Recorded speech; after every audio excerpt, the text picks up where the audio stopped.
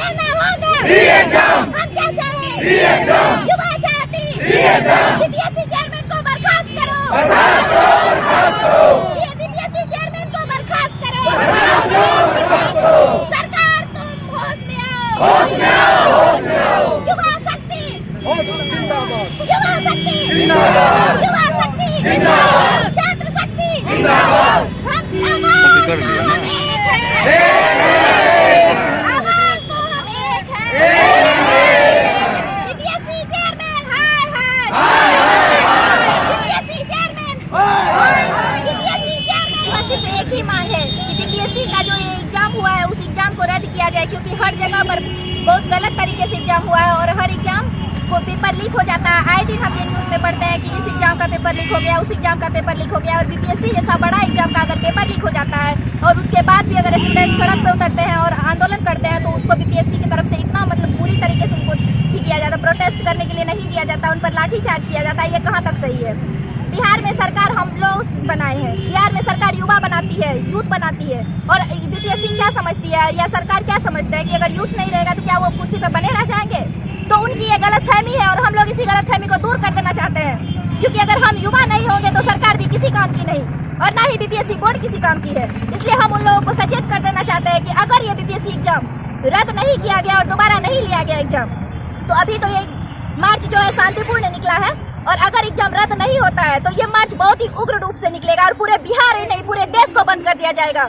और ये हम युवाओं का आवाज है, इसको ना तो सरकार दबा सकती है, ना बीपीएससी बोर्ड दबा सकती है और ना ही इस जगह की पुलिस दबा सकती है। पुलिस ये क्यों भूल जाती है कि जो भी स्टूडेंट्स पे आज वो लाठीचार्ज कर रही है, कल वही स्टूडेंट्स अगर डीएम एसडीएम बन जाते हैं तो उनको उन्हें सल्यूट करना पड़ेगा। ये चीज को बीपीएससी के क्यों इस तरह से करवाने चाहती है? क्यों सही है पुलिस भूल जाती है? क्या उस पुलिस के बच्चे यहाँ पे नहीं होते हैं? क्या वो पुलिस के बच्चे तैयारी नहीं कर रहे होते हैं?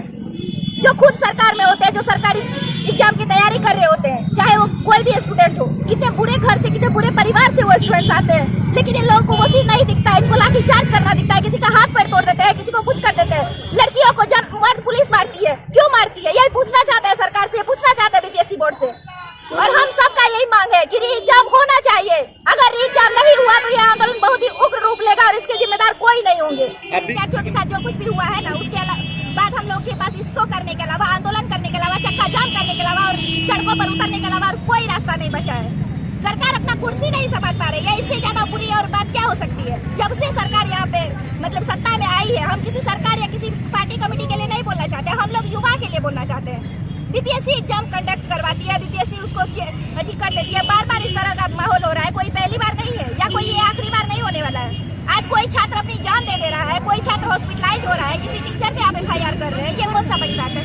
ये कौन सा आपका बहादुरी है? अगर आपका बहादुरी इस चीज में है कि अगर आप सामने आए, आप बात करें और आप उस चीज को एग्जाम को दोबारा से कंडक्ट करवाएं और वो भी बहुत ही अच्छी शांतिपूर्ण तरीके से, क्योंकि इस तरह का चीज अगर चला तो हम लोग इस चीज को चैलेंज करते हैं कि मधेपुरा में जो है ना, हम लोग अभी मधेपुरा से उठ के आए हैं, पटना हम लोग नहीं जा सकते हैं, क्योंकि हम लोग बहुत ही रियल परिवार से और हम लोग पढ़ाई करते हैं, तैयारी करते हैं। हम लोग का ये बहुत बड़ा मजबूरी है कि हम लोग पटना नहीं पहुंच पा रहे हैं। अगर हम लोग पटना पहुंच पाते तो बीपीएससी चेयरमैन को उसके कुर्सी से खींच के मारते, और ये हम युवाओं का अधिकार है, क्योंकि हम लोगों ने वोट दिया, हम लोगों ने सरकार बनाई और आज जो बीपीएससी का चेयरमैन बैठा हुआ उसको भी हम लोगों ने वो अपना मेहनत करके वहाँ पे पहुंचा। इसका ये मतलब नहीं है कि वो कुछ भी कर देगा और हम लोग बर्दाश्त कर लेंगे। आज वो कर रहा है, कल हो सकता है उसके चेयर, अगर हम लोग नहीं कुछ करते हैं, अगर हम लोग उसका बात मान लेते हैं तो ठीक है, एक बार मान लेंगे, लेकिन इस बात की वो गारंटी लिख के देगा कि क्या दोबारा ऐसा नहीं होगा? इस बात की गारंटी वो कभी नहीं लिख के दे सकता, कतई वो लिख के नहीं देगा। और अगर वो ऐसा देना है उसको तो वो लिखित दे, फिर हम लोग शांत हो जाएंगे कि आगे से ऐसा नहीं होगा या नहीं। अगर वो ऐसा नहीं लिख के दे सकता तो उसको कुर्सी से खींच के मारा जाएगा और ये हम युवाओं का ऐलान है। क्या नाम है? मोनिका झा।